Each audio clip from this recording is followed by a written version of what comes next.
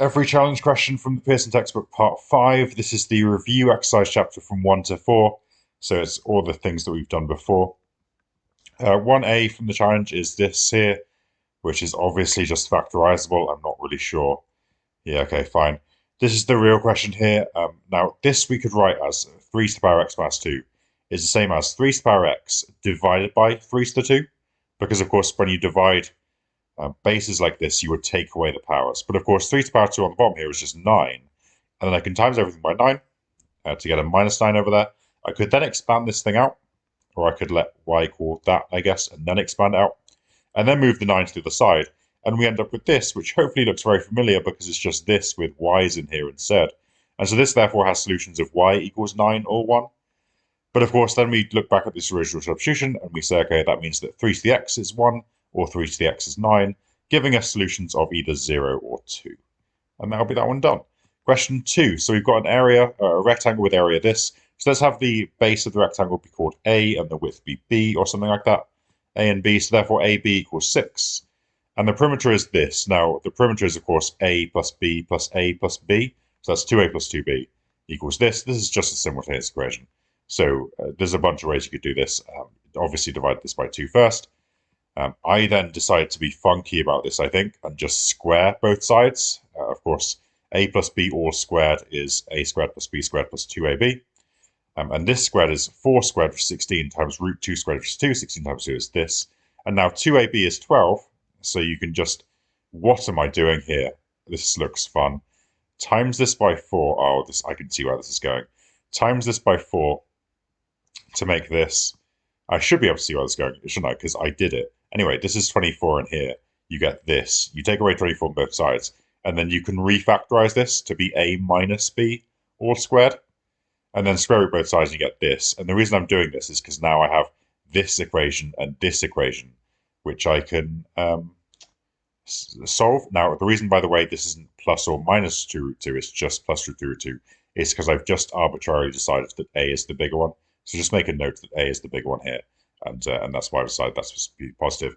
But anyway, now just take this and add this, and you get 2a is equal to 6 root 2, which means a is 3 root 2. And then do this minus this, and you get 2b is 2 root 2, so b is root 2. And that'll be the answer, or just substitute it in. But anyway, yeah, that was a very funky way of doing that question. Not sure why I did that. Anyway, solve this. Okay, show this if it has 1 point of extra. Okay, so b squared minus 4ac is equal to 0, I guess. You just set this equal to this. You can expand this side out, I guess. There's probably a faster way of doing this. Maybe this factorizes immediately and stuff like that. Anyway, expand this out, keep expanding, then collect everything over. And now you can factorize out the x from this side and leave behind this. Now, clearly we have a solution at x equals 0, which then leads to y equals 0. So we have a solution at 0, 0, or an intersection at 0, 0. And now when we consider solving this quadratic here, if you do b squared minus 4ac on that, 1 squared minus 4 times 3 times 1 is much less than 0. And so you get no roots from this bit here. So the only root is when x is 0, or only intersection is when x is 0, and therefore y is 0 as well. And we'll have the answer there. So 4, we've got a quartic function, this and this. Both of these things factorize, which is cool. So the first one factorizes to 5 and minus 4, and the second one to 2 and minus 1. That means we have 4 roots, right? Minus 5, 4, minus 2, and 1. So I'll put all those down here, roughly speaking, I guess. So this is a quartic that kind of goes down and up and down and up, like that. Has 3 roots in common with the function this, where this has been shifted to the left or the right. So, okay, if we label the roots down here, what we notice is that all of them are 3 apart from each other. So if you take this entire graph that goes through here like this, and shift it 3 units to the left, this root becomes this one, this root, this one, this one, this one, and then you'll have 1 left over here at minus 8. But 3 of them will be in common. So you could move the graph 3 to the left, which of course will involve putting I guess a minus 3 in here. However, you could also put everything 3 to the right, because then this becomes this, this becomes this, this becomes this, and you get a spare one over here, a bit like I've just done there. So we get a thing with this roots, and 3 of them are in common. And that, of course, would mean putting a 3 in here to get x minus 3, which is a movement of 3 to the right. And so therefore, k can either be 3 or minus 3. And it's kind of an interesting question, I guess. And we'll go on to question 5.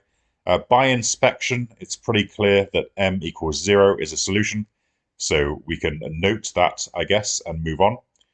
We can say this here, we can divide by m to the half, I guess. There's probably lots of other ways you could do this, but I just decided to do it like this.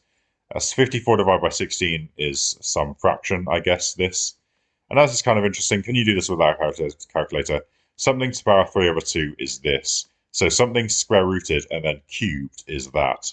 Well, if you take 3 over 2, sorry, if you take 9 over 4, square root it, you get 3 over 2, and then when you cube those things, you'll get this here. So I think that means that m is 9 over 4. Also, nice little trick, you can just raise both sides to the reciprocal of this fraction, because then these fractions will clear out when they multiply together, so leave behind m to the 1, and you just raise this to whatever power you used, and then you can type that into a calculator, or you can cube root both things and then square both things, and you get this either way. So m equals 0 and m equals 9 over 4 are the two answers here, and that's this section done.